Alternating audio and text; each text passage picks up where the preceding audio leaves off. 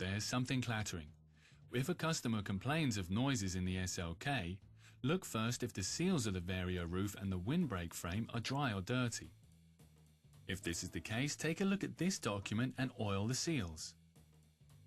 When that's finished, do a test run and localize the noise. A rough road is suitable for this. The metallic banging sound you're supposed to hear sounds like this.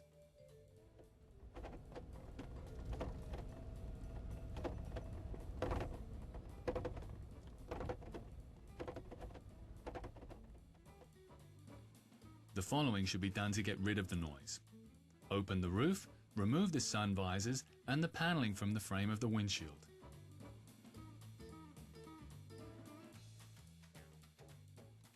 Look closely at the fastener. To close, the locking hook must fit in the middle of the retainer. If the locking hook is too high or too low in the locking retainer, it can make noise.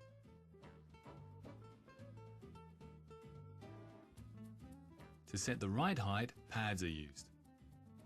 The height of the locking retainer can be changed by inserting or removing the pads.